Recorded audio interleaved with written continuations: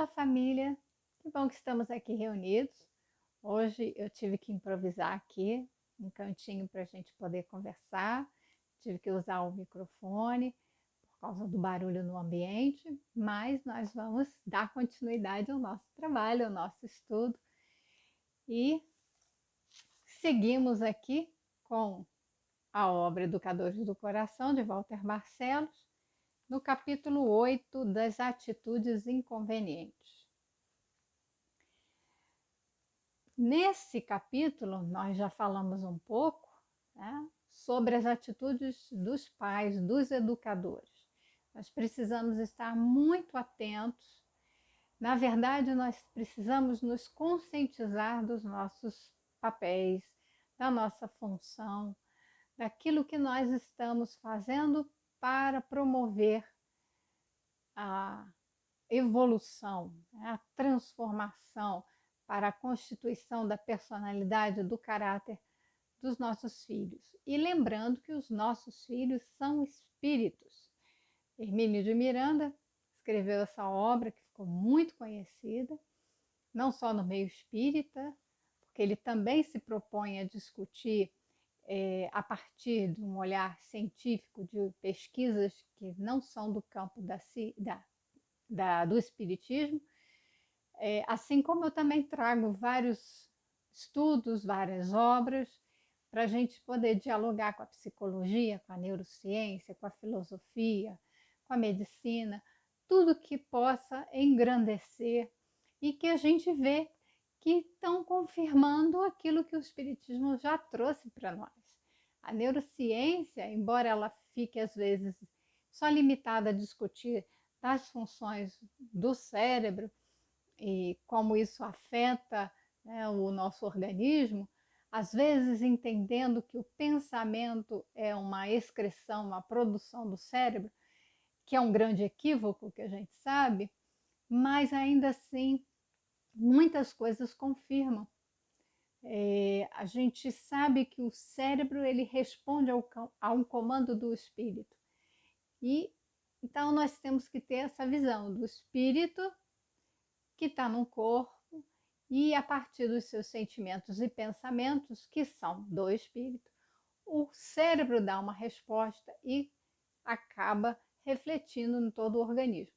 Então, isso tudo é muito importante a gente estudar e reconhecer que a ciência se aproxima daquilo que o Espiritismo já trouxe, né, de conteúdo, e claro, né, como Jesus falou por um tempo, coisas que talvez nós, naquela época, não estivéssemos tão preparados para compreender, por isso ele falava por parábolas, nós hoje também, né, temos situações de André Luiz ter que dizer, através de Chico, para um grupo de médicos que foram lá conversar com o Chico dizendo que André Luiz estava errado, né, quando fazia algumas afirmações nas suas obras. E o André Luiz respondeu dizendo que não, que ele estava certo, que quem estava errado eram eles, aqueles médicos, porque a medicina não tinha ainda conquistado aquele conhecimento. Então, eles tinham um entendimento ainda equivocado de algo que depois ia ser corrigido e confirmado assim aquilo que André Luiz trouxe nas suas obras, já que ele tinha uma visão ampliada. Então, é esse o convite, da gente poder fazer essa reflexão, lembrando que nós somos espíritos, que nós recebemos por filhos espíritos, e aqui no capítulo 14, só esquecemos aquilo que sabemos. E a gente esquece, né, que a gente é espírito. Se a gente tivesse essa consciência o tempo todo presente, né, então estarmos conscientes que somos espíritos, agirmos assim na nossa vida e não nos voltarmos o tempo todo para as questões materiais, nós iríamos ter um outro direcionamento da nossa vida. Mas ele aqui nesse capítulo chama atenção para o que nos interessa, de que e já falamos isso em outros momentos, espíritos reencarnam nas famílias, sendo espíritos afins, mas outros, né, não tanto. Então ele diz: a família é um campo de provas, onde encontramos amigos e desafetos. Os primeiros nos trazem o gostoso refrigério de sua afeição, num relacionamento agradável e construtivo.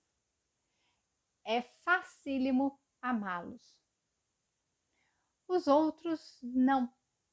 São pessoas difíceis, que inconscientemente guardam de nós rancores ainda não superados ou mágoas que não conseguiram vencer.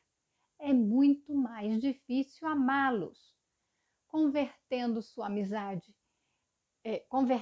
atitude negativa por nós em um relacionamento afetivo, desarmado e genuíno. Mais uma vez, nos lembramos do Cristo, que tudo sabia, previa e aconselhava. Amai vossos inimigos. Lucas capítulo 6, versículo 27. Fazei o bem àqueles que vos odeiam. Bendizeis aos que vos maldizem. Rogai pelos que vos maltratam. E ainda no capítulo 6, versículo 32. Se amais aos que vos amam, que mérito tereis? Pois também os pecadores amam aqueles que os amam. E ainda nós lembramos, diz aqui, né, o Cristo que nos disse outras palavras de maior importância. Reconcilia-te com teu adversário enquanto estás a caminho com ele. Então, nós lembramos que os filhos que nós recebemos são espíritos que tiveram algum passado conosco. Quando eles voltam, eles podem encontrar em nós aqueles desafetos, que é melhor do que chamar inimigo, né? Então, desafeto. Não gostam, tiveram problemas, raiva, mágoas. Mas que esse encontro é para o que ele fala, né? Que é difícil, são pessoas difíceis, é mais difícil gostar delas, estar com elas. Então, nós vamos encontrar filhos que nós vamos ter dificuldade no relacionamento. Eles vão mostrar certa antipatia para conosco. São filhos que vão mostrar raiva. Nós podemos estudar os temperamentos. E é muito interessante porque temperamentos da raiva, como o colérico, que o próprio nome diz, né? Colérico, tem cólera, né? Raiva. São pessoas que tendem à impulsividade e que agem com esse sentimento quando estão com a raiva, né? Agem até com agressividade, com violência. Pois bem, eles têm esses sentimentos, né? Isso faz parte ali da constituição daquele espírito. Quando ele nasce, ele apresenta essas características. Né? O temperamento não é algo aleatório, é um sorteio genético. Não é. A gente sabe que é uma construção de séculos e séculos de vivências em que nós optamos por escolher, por sentir, né? Optamos por vivenciar experiências que nos provocam determinadas emoções. Então, são pessoas que cultivaram mais a raiva na vida delas. Foram pessoas que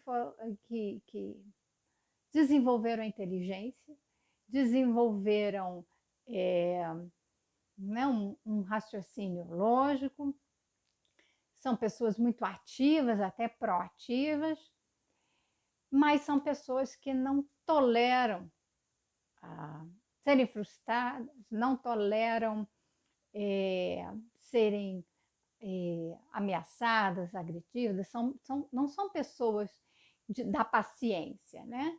São pessoas como eu falei, mais impulsivas. Então, essas pessoas, geralmente a gente vai ter dificuldade de conviver com elas, porque elas tendem a ser mais agressivas. E quando a gente é agressivo, o que acontece? A gente não gosta de conviver com pessoas muito agressivas. Então, vamos desmistificar uma coisa. Primeiro que ele fala que é muito fácil amar quem é agradável e é difícil amar quem é desagradável. É muito fácil amar quem nos obedece, quem não nos dá trabalho, quem é bonzinho. Sabe a criança que a gente chama de boazinha? A criança quietinha, obediente? Pois essas crianças não são as melhores. São crianças, às vezes, que guardam dentro delas muita dor. Vivenciam situações que geram trauma e aquilo fica lá guardadinho, gerando ressentimento, mágoa, até um dia eclodir numa doença. É a forma de manifestar, já que ela não consegue manifestar de outra forma. Aí são os temperamentos da tristeza. Nós temos o melancólico. Mas veja que isso é interessante porque a ciência foi observando esse estudo dos temperamentos e data de muito tempo, lá dos filósofos da antiguidade. Mas a gente recupera porque tem o seu valor. E é importante falar de valores. Quando a gente recebe um espírito e tem por missão educá-los, nós precisamos ter clareza dos valores, os nossos valores. O que nós queremos para os nossos filhos? Como que gostaríamos de educá-los? Porque o que eu falei o amor não é algo que brota imediatamente, não é algo instintivo. A gente fala do instinto materno. Instinto materno é uma coisa, amor materno é outra. Não confundam. Nós temos a parte instintual como os animais, e isso está no cérebro mais primitivo, que é o instinto da conservação da vida. Nós vamos buscar cuidar, proteger dos nossos descendentes, da nossa prole, dos nossos filhos. Mas o amor é algo muito mais elaborado. Há quem diga que não é nem sentimento, né? É algo muito mais sublime, é algo que precisa de nós. A relação, a convivência, a conexão, a sintonia. Então, quando o bebê nasce, nós não podemos dizer, eu amo meu filho. Nós temos a intenção, nós vibramos esse sentimento de poder acolher. Mas quando um filho difícil nasce, aquele desafiador, aquele que vai dizer não, não quero isso, não faço do jeito que você quer, eu quero fazer do meu jeito. A gente vai sentir muitas vezes certa posição da nossa parte de ou fazer uma disputa de poder com essa criança e dizer para ela, né? Quem manda aqui sou eu. Eu sou seu pai, eu sou sua mãe, eu que mando. É uma disputa de poder com aquele que é um espírito e que veio carregado também dessa postura, desse temperamento, que vai formando ali a sua personalidade. Essa criança vai crescendo e vai se constituindo alguém com uma personalidade que a gente diz que é forte, né? Mas precisamos reconhecer isso, esses elementos, para poder ir moldando e podendo constituindo ali o caráter daquela pessoa com os valores que nós queremos transmitir para ela. Então, entrar num jogo de poder dizendo, mas sou eu que mando aqui, você vai fazer o que eu estou mandando, é uma educação que a gente diz tradicional, está pautada lá nas gerações, mas tem um histórico, né? Por que isso acontecia? Porque as crianças, elas surgiam, elas nasciam para as famílias não como alguém que iriam ser amadas, mas que alguém que vinha, primeiro por conta das relações sexuais que havia, sim, e como tem, né? Gerando os filhos, esses filhos eram colocados de forma, em algumas famílias, para o trabalho. Era preciso ter mão de obra. Acontece que essas crianças morriam muito, a taxa de mortalidade infantil é muito alta, numa época que não havia higiene, né? Não havia questões sanitárias, né? Nenhum cuidado com água, nenhum cuidado com higiene do corpo, nenhum produto, né? Que a gente pudesse usar, simplesmente as pessoas não tomavam banho, não, né? Não tinham banheiro, não tinha nada disso. As doenças se proliferavam e as crianças não eram amamentadas, elas eram encaminhadas para amas de leite. E essas mulheres ganhavam dinheiro para amamentar, mas elas tinham que amamentar muitas crianças. Isso não era possível, né? O que acontece? As crianças que os pais podiam pagar para serem amamentadas, elas eram as que sobreviviam, mas muitas morriam. Morriam de desnutrição, diarreia e outros problemas. O que acontece quando as crianças morrem? A população envelhece, mas, né, não há a renovação. Enviar pessoas para a guerra, os homens, para lutar nas guerras, eles morriam e não haviam outros, né, jovens para poderem ir para a guerra. As crianças morriam, não viravam adultos, não, jovens adultos para irem para a guerra. E também no trabalho da lavoura e outros, né, e outros trabalhos. Então era preciso viver. Essas crianças precisavam sobreviver. E assim a medicina começou a se dedicar a uma medicina higienista.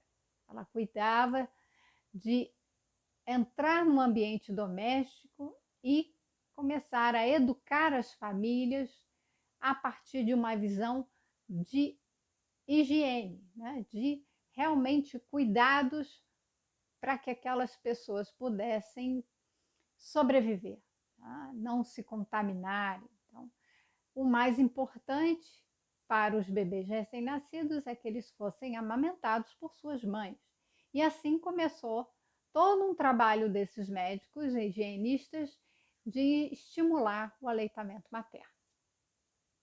E as crianças ficarem nas suas famílias. Assim elas podiam crescer e se tornarem adultos para o trabalho. Não havia aí ainda o amor. Depois a psicanálise e a psicologia começam a falar das relações da mãe com o bebê, da importância do vínculo, surge a teoria do apego e aí sim todos os cuidados que passam do corpo físico agora com uma preocupação para o psiquismo, as emoções. Passamos a olhar a criança como criança. Maria Montessori fez isso.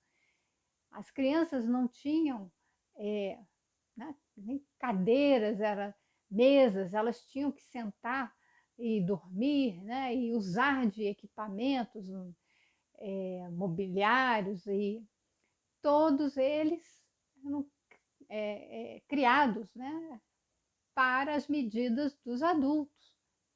Então ela pediu, né, fez uma encomenda de móveis para poder as crianças usarem, né, poderem manipular e aprender com o uso daqueles recursos. Então ela criou toda uma série de material para que a criança pudesse alcançar objetos, manipular objetos, sentar-se numa cadeira adequada, numa mesa à sua altura, enfim, que ela pudesse ter autonomia. Esse era o grande foco.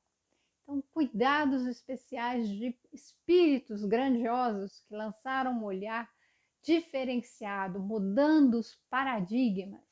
E é esse o caminho que nós tentamos trilhar. Nós estamos numa caminhada de geração em geração e eu acredito que a cada geração há uma evolução, como propõe a lei do progresso, está no Livro dos Espíritos. A gente sente muitas vezes que não há progresso, mas há. Se nós olharmos, nós temos dessa geração, desse passado aí, pessoas que não se importavam com as crianças, os pais, os educadores começaram a se preocupar, médicos começaram a cuidar da família, das crianças, e depois psicólogos, né? E assim, vindo, nós passamos de uma educação que era muito pautada na obediência, no autoritarismo, em que eu mando, eu tenho poder sobre a criança, que nada sabe e ela precisa aprender como se ela fosse, né? O Paulo Freire fala na educação bancária, né? Quem sabe deposita o seu conhecimento como alguém que deposita o dinheiro no banco. Então, depositava ali o conhecimento na criança que não sabia nada. Isso tudo foi mudando. E se a gente pensar, né, como os nossos avós foram criados, como os nossos avós criaram os nossos pais, como os nossos pais nos criaram e como hoje nós estamos pensando a educação para criarmos os nossos filhos. Há muita mudança. Hoje, muitos pais dizem não saber o que fazer, porque vão encontrar espíritos desafiadores. Essas teorias, como eu falei, do temperamento, que estavam lá na antiguidade com os filósofos, ela ressurge com um sentido para poder compreender e trabalharmos ali as características daquela criança, compreender a sua personalidade, compreender uma forma de lidar com ela para que ela possa expressar o que ela tem de melhor, para que a gente possa fazer a educação no sentido de trazer para fora e conduzir. Então a criança, ela é reconhecida não como uma página em branco, como algo que tem que ser depositado o saber, mas ela própria traz as suas potencialidades. Então é um espírito que tem a sua bagagem. Então a educação, embora ela não fale nesses termos, mas ela reconhece que todos nós nascemos com uma bagagem. Então não somos ali uma caixinha para que vazia, para que sejam depositadas as coisas ali, os conhecimentos. Nós temos os nossos conhecimentos, nós nos expressamos, nós temos as nossas características, mas os pais precisam hoje olhar e compreender de uma forma mais ampla, de uma forma até mais consciente do que eu faço com essa criança. Porque ainda vigora, e eu acho que educando os filhos hoje, esses filhos que nós estamos educando, né, preocupados numa educação que não seja autoritária, mas que seja uma educação que valorize a colaboração no lugar da obediência, esses filhos vão se tornar pais mais conscientes, educando os seus filhos já com, né, mais facilidade, já compreendendo porque eles foram cuidados dessa forma. E assim nós vamos progressivamente transformando essa faceta. Educação, ela deixa de ser aquela voltada para a obediência, para ser a educação em que a gente vai buscar a conexão com a criança. Olhar a criança, não é conexão, não é baixar, ficar no mesmo nível, olho a olho na criança.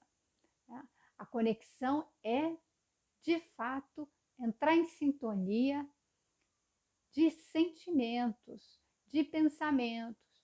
É olhar para a criança, sim, na altura dela, mas colocando não só a estatura, né, do nosso corpo, mas colocando a altura dela também a nossa intenção de se aproximar, de compreender, de escutar, de acolher, de estar naquele movimento para acalmar muitas vezes, de genuinamente estar interessado na criança e buscar ali com ela compreender o que se passa. Isso exige de nós muito controle. Regulação emocional tem sido a palavra. Nós precisamos aprender a regular as nossas emoções. Se a criança está com raiva, eu sou a última que pode ficar com raiva. Porque se ela está com raiva e eu respondo a ela com a mesma sintonia da raiva, o que vai acontecer? É como se eu jogasse gasolina num incêndio. Eu vou aumentar. A criança que está com raiva, ela precisa de alguém que não esteja com raiva, que esteja calma, para poder ajudar na regulação emocional dela. Como que a gente vai fazer isso? A gente vai primeiro entender nesse capítulo 8, que o Walter Barcelo trata. Ele resgata aqui as considerações a respeito do exemplo. Então, ele salienta a necessidade de nós sermos um exemplo daquilo que a gente quer ensinar. Se eu tenho que ser exemplo daquilo que eu quero ensinar, significa que eu tenho que ter me educado. Aquela lição foi para mim primeiro. Significa que se eu quero acalmar a minha criança, eu tenho que estar calma. Ah, mas eu não consigo ficar calma quando a minha criança faz isso. Então, se nós não conseguimos, nós temos um problema. E não é a criança. A criança não é o problema. A criança está manifestando um problema que ainda há em mim. Geralmente, a criança fica com raiva quando ela é frustrada. Então, o comportamento dela tem um sentido, tem uma razão, tem uma motivação, tem uma intenção. Se a gente pensar, existe algo que está por trás, que antecedeu aquele comportamento da criança. Geralmente, somos nós. Então, o que nós fazemos? Às vezes, nós viramos para a criança com uma falta enorme de respeito, porque se a gente pensar em colocar no lugar da criança um adulto, talvez a gente não falasse com ela de determinadas formas. Isso eu já abordei aqui. Então, se a criança está vendo televisão e eu digo para ela, agora acabou, desliga essa televisão aí, vamos escovar o dente para dormir. Eu já estou dando ordem, já estou num tom alterado e a criança ela está lá entretida na televisão. E veja que televisão, as telas são muito sedutoras, elas geram dopamina no cérebro, então isso não é brincadeira, elas alteram o nosso cérebro e elas têm uma enorme satisfação, por isso que é tão prazeroso ficar diante de computador, celular, televisão. Então, quando a gente pede para a criança abandonar aquilo que está lhe dando algum grau de satisfação, para que ela faça alguma coisa que não vai lhe dar satisfação, ela vai tentar, né? Recusar, ela vai tentar continuar ali naquele comportamento, ela vai ou não ouvir, não dar atenção, ou vai ou ignorar, ou vai dizer que não quer, ela pode fazer aquela chamada birra. Tá? O que acontece? Que a gente fica com raiva, que a criança não está nos obedecendo, tomamos da mão dela o controle da televisão e desligamos na cara dela. Tudo isso podia ser evitado se nós pudéssemos falar com a criança. Não importa a idade, falar com ela. A horinha de ver a televisão, né? É tal hora, então, por exemplo, de 10 da manhã até as 11 da manhã. Crianças pequenas, um horário pequeno, crianças maiores, um intervalinho maior, mas combina. Mostra no relógio, aqui está um número, 10. Ela vai, quando aqui tiver 11, nós vamos desligar. E aí nós vamos fazer outras coisas. Tá combinado? Tá combinado. Quando for 10 para as 11, a gente vai avisar, olha, tá faltando pouquinho, tá faltando 10 minutinhos para as 11 horas. Então, daqui a pouquinho nós vamos desligar a televisão e vamos fazer uma outra atividade. Nós vamos brincar, nós vamos passear, nós vamos tomar banho e a criança já está preparada. Quando der 11 horas, ela falou, já está na hora de desligar. A criança, ela pode fazer aquela carinha e tal. O que eu faço aqui com o meu filho?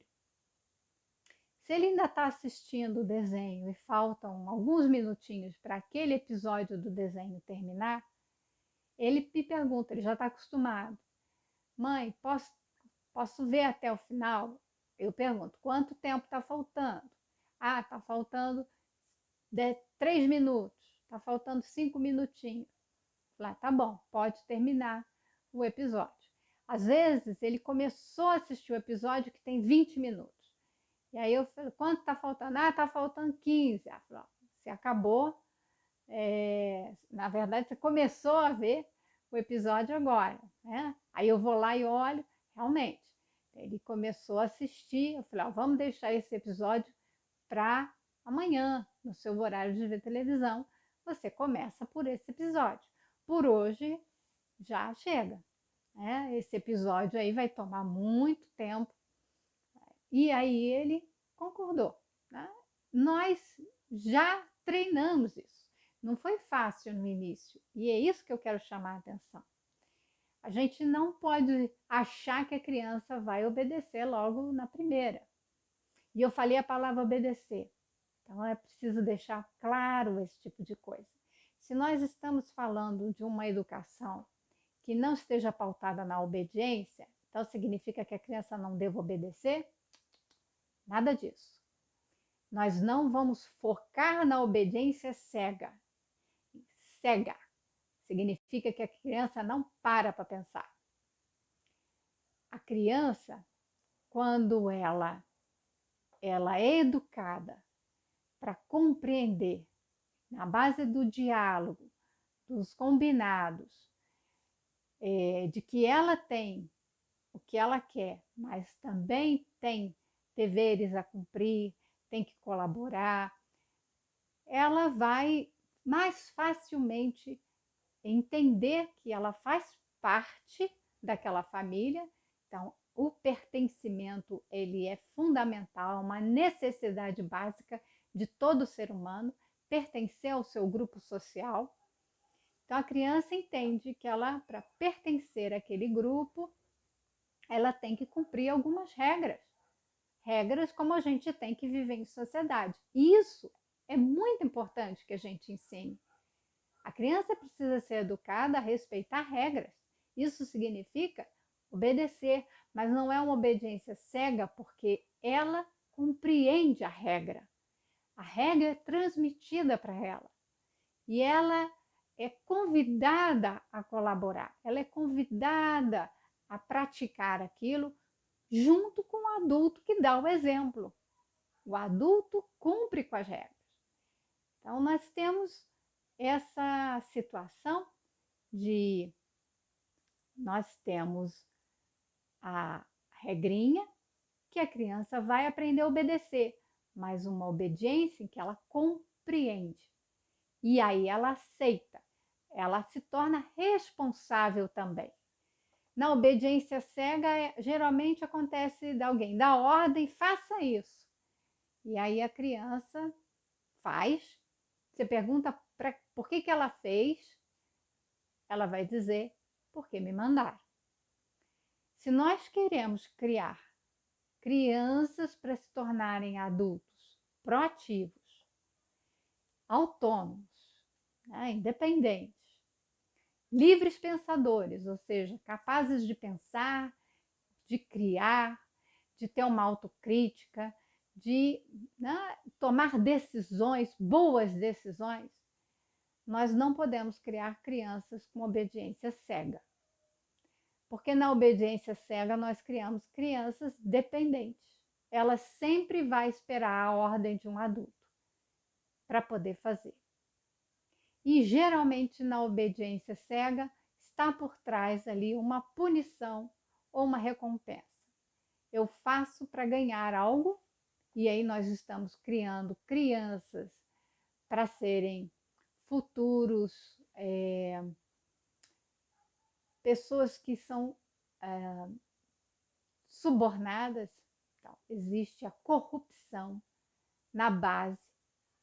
Né? Na base da corrupção está essa necessidade de ser premiada, recompensada para fazer aquilo que ela deve fazer. Então, eu já vi muito da criança ter que ganhar prêmio para escovar o dente, para poder estudar, para poder, inclusive, comer. Já pensou ter que dar um prêmio toda vez que a criança almoça? É obrigação da criança almoçar. Por que é uma obrigação? Porque ela precisa comer para viver. E ela tem que aprender isso, né? Que comer é parte das atividades. E eu falo isso muito com meu filho. Aquilo que é atividade essencial, aquilo que é seu dever fazer, você tem que se tornar uma pessoa responsável, compreender a razão pela qual você deve fazer aquilo. Então, eu tenho que explicar para a criança com muita paciência e reforçar. Esse é um treino de todo dia. Então, foi o que eu falei. Não espere que a criança saia fazendo logo na primeira. Primeira vez que eu falo, ela já tem que fazer. Segunda vez que eu falo, ela tem que fazer. Na terceira vez, não tem terceira vez, porque ela já tinha que saber, já tinha que cumprir. Não. Nós vamos ter que explicar. Você não compreendeu, está com dificuldade de alguma coisa, você esqueceu. Então vamos fazer um quadrinho de rotinas para você poder lembrar que você precisa fazer essas tarefas aqui. Eu vou te ajudar a lembrar. Coloca bilhetinhos na geladeira, faça um quadro, a gente inventa modos para ajudar a criança e não para puni-la. A punição ela sai do cardápio, a recompensa também.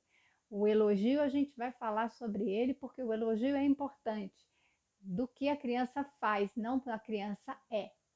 É diferente. Nós vamos reforçar, né, o percurso, a jornada dela, o esforço e não resultados. Todo o enfoque que a gente dá no resultado final, a gente está criando crianças competitivas, são crianças que podem ficar muito ansiosas e que esperam serem reconhecidas por aquele valor do resultado e não do esforço.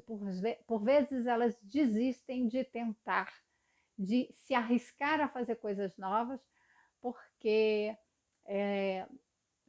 não vale a pena. Elas podem errar e elas ficam com medo de errar. Então, eu passei muitas informações aqui hoje, mas é importante que a gente registre a questão da obediência, desse processo, que eu quero levar a nossa reflexão para um ponto, né? Um ponto em que a gente vai virar a chave ali, vai um ponto de inflexão, a gente vai mudar o pensamento, nós vamos mudar a perspectiva, nós vamos sair de uma educação tradicional, autoritária, baseada na obediência cega, na punição e nas recompensas, para pensar numa educação em que a gente se conecte com a criança, desenvolva laços de afeto, porque a gente sabe que muitos espíritos vêm para cá com dificuldades para se relacionarem conosco. E nós precisamos ter essa compreensão, essa consciência para investir no cuidado daquela criança, mostrando para ela que ela é igual a nós, que ela está aqui nessa mesma jornada como um espírito em evolução e que ela vai olhar para nós e vai ver nós o exemplo de alguém que se esforça, de que quer o melhor e que vai oferecer o melhor que tem. Mas para a gente oferecer o melhor que tem, a gente vai precisar refletir bastante e buscar nos transformar nesse alguém melhor, melhorar essa nossa bagagem, né, os nossos recursos. Vamos criar recursos ou colocar recursos mais nobres na nossa vida, e eu vou falar mais sobre isso, sobre recursos nobres. Colocar esses recursos para melhorar a relação com os nossos filhos. Então, em primeiro lugar, nós falamos aqui, então, da necessidade de sermos o exemplo. E cuidado, né, que a gente tem que ter de diferenciar a obediência cega numa obediência em que a criança compreende e escolhe cumprir, ela escolhe obedecer. Como nós temos consciência das regras na sociedade e passamos a obedecer. Nós ainda vivemos na sociedade sob a perspectiva da punição. Então, se a gente está dirigindo o carro, tem regras para isso, e a gente fura lá, né, atravessa um sinal vermelho, nós vamos ser punidos, nós vamos ser multados. Então, ainda vivemos nessa perspectiva. Mas, lembra a questão do cinto de segurança? Tinha que multar. Para a gente aprender a colocar o cinto de segurança, é o treino, lembra? Coloca uma vez, esqueci de colocar o cinto, vai ser multado. Então a gente lembra da multa, não quer a multa. Então a gente só está cumprindo com a regra para evitar a punição. Quando a gente compreender que colocar o cinto de segurança se chama cinto de segurança, que é para a nossa segurança, nós tomamos consciência da importância do uso do cinto. Então não precisa mais da punição. Nós fazemos isso pela consciência de que nós temos que é importante colocar o cinto para a nossa segurança, para a nossa vida, para preservarmos, né? Não sofrer um acidente, não morrermos, não nos machucarmos, mas aí é consciência. Então ninguém precisa mais me lembrar, ninguém precisa mais me punir com as multas. Eu faço isso porque eu escolhi fazer. Então eu obedeço às regras com consciência, com escolha, né? Já tendo a minha participação, a minha autonomia. Então, com essas reflexões que eu deixo o nosso dia de hoje, no domingo, tenham todos uma ótima semana, que Deus nos abençoe. Se quiserem compartilhar e conhecer também o meu canal de psicologia, em que eu coloco postagens que tratam sobre esse tema da educação, eu vou deixar na descrição do vídeo. Então, uma ótima semana, fiquem com Deus e até o próximo domingo.